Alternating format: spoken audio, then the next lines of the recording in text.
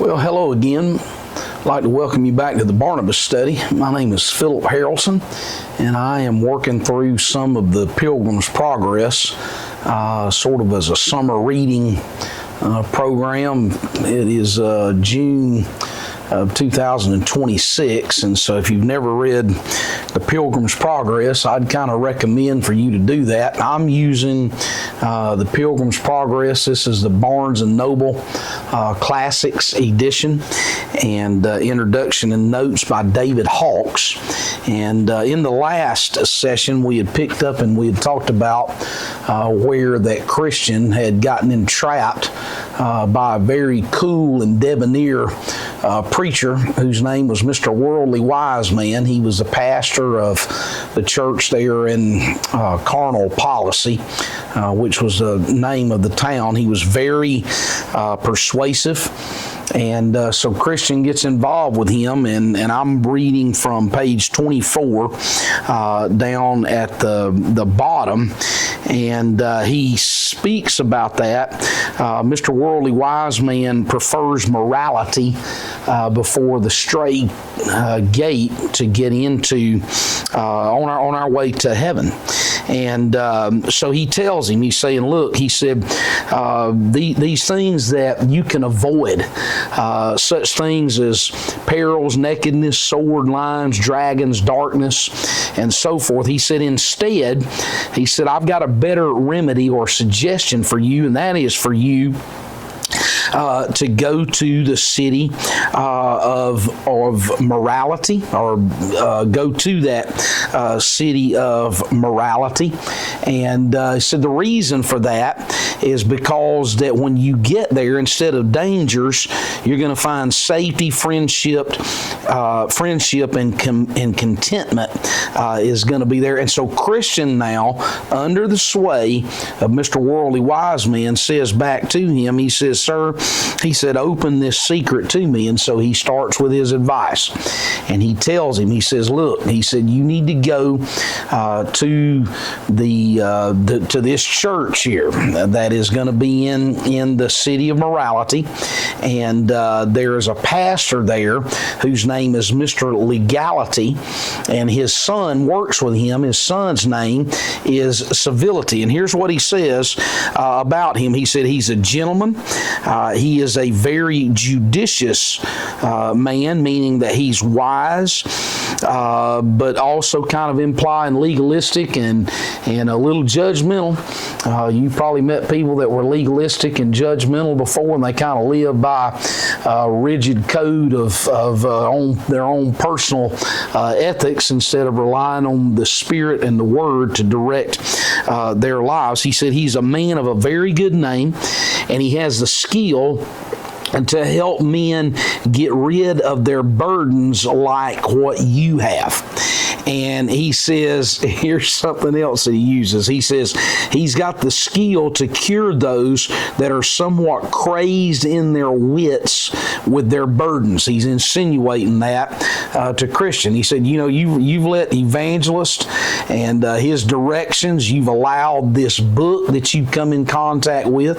Oddly enough, I can thinking about the C.S. Lewis wrote the Screw Tape Letters back in the 40s, and then Randy Alcorn came along and modernized it in Lord Falgren's letters. If you haven't read either one of those, I would recommend those as well. And so it's a allegory of advice of an uncle devil giving advice to his nephew devil or demon, and that's why they call it the Screw Tape Letters. And then Randy Alcorn changes it into Lord Falgren's letters. And a couple of things that Randy Alcorn does, he calls he calls not this book, but he calls the Bible, he says this book is the forbidden book.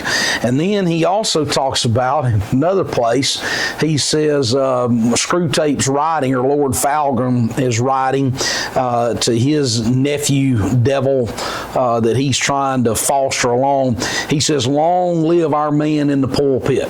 And that's exactly what what's taking place there in the city of morality. You've got Legality, who is a pastor, and here's what he says. He said it's just a short distance to go to his place. It's not a mile from here. And he said, I want you to know this.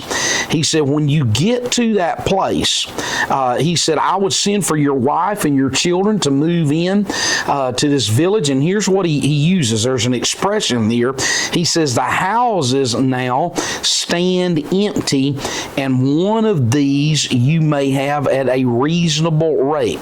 The provision there is also cheap and good, and you can make your life the more happy if you'll be sure to live with honest neighbors in credit and in good fashion. Now let's talk about for a second that part where he says that the houses now stand empty. Back in the days there, the state church that Bunyan and all of the dissenters were fighting against, the pews there were in a place where that when you walked into the church, there would be doors, little small doors that would be like similar to, I guess you'd say, cabinet doors. But those doors would open up and families would purchase these pews to sit in. And so what he's telling Christian is he's saying, look, he said, there are a lot of places that you can just go in there. He said, the houses are empty and you can get one at a reasonable rate. Now, here's what he's saying.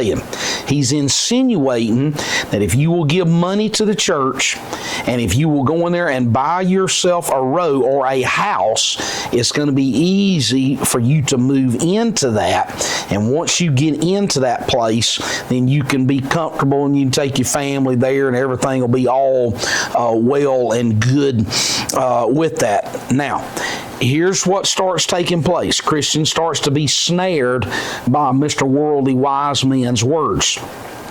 And here's what he says. Now, Christian, somewhat at a stand. That basically means that Christian is at a loss. He's heard some very compelling words that appeals to his carnal or worldly, or I guess you'd say fleshly reasoning and rationale. And he's saying, you know what, I'm listening to what you're having to say, and now I'm at a place, I'm at a valley of decision. It's kind of like in the Old Testament whenever Elijah is addressing the children of Israel on Mount Carmel. Here's what he says. He says, and it's in 1 Kings 18, he said, why halt ye between two opinions? Why are you limping along the fence line? Why are you in that place, in that point of decision? That is exactly where that Christian is at that moment. Now here's what he says. He says this. He said, if this be true, this is on page 25, if this be true, which this gentleman hath said, my wisest course is to take his advice, and with that he thus further spoke. And then he says this, sir, which is my way to this honest man's house? And what Mr. Worldly Wiseman does is he points off in a direction. He's saying, hey, he said, do you see that high hill that's over there? And Christian acknowledges, I see that extremely well. He said, I want you to go and I want you to find that particular place whenever you get there. He said, you get to that high hill there. Now, what that represents in this allegory is it represents Mount Sinai. Now, why was Sinai so important in this allegory? Because what he was doing was he was pointing him toward the rigidness of the law. Well, Paul made it very clear in Romans, you cannot live up to the law, nor can I live up to the law. All that the law will do is cause you to develop a walk where that you're following the rules and the regs, if you want to call them that, and no man can live up to the law. Paul said it like this. He said, I understood sin and evil because of the law that came to me, but the frustrating part was people began to realize they could not live up to that particular law. That's the whole reason right there that the Lord came name for the redemption of our sins. Now, John Bunyan, going into a little bit of the history of his life, he's got another book that's called Grace Abounding, and I've got copies of that in single volume. I've also got it in there's a 3-volume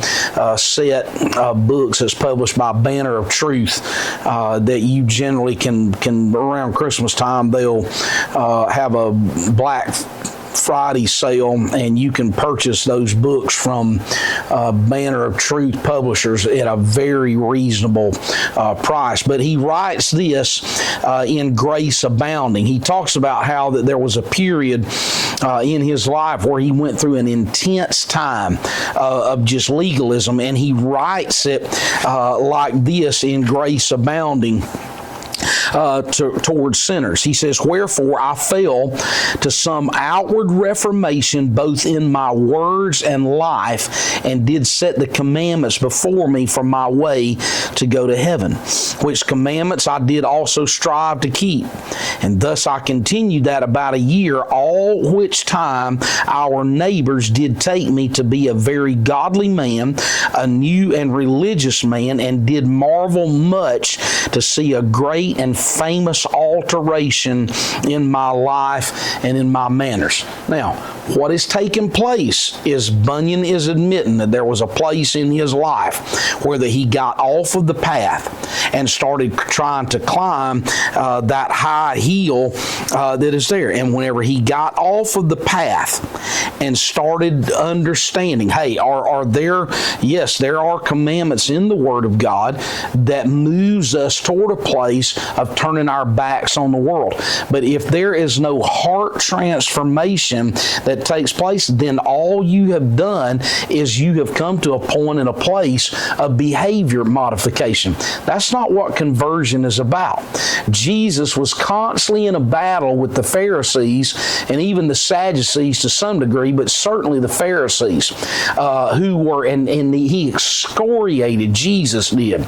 In Matthew 23, there were a number of times where he said, "Woe to you scribes, Pharisees," and he made reference to that part. What they would do was they were very much caught up with the trappings of the outside, and yet there was no inward reformation or conversion that had taken place. I believe that when the Spirit begins to work in our hearts and true conversion takes place, it starts from the heart, and then it progresses outwardly, and it affects the direction that your life goes in. And then you find yourself dependent on the grace of God for salvation. It is by the grace of God that literally we are saved, but the Spirit and the Word together are what motivates a lifestyle of holiness and real true conversion that takes place. So in our next video, what we'll do is we'll address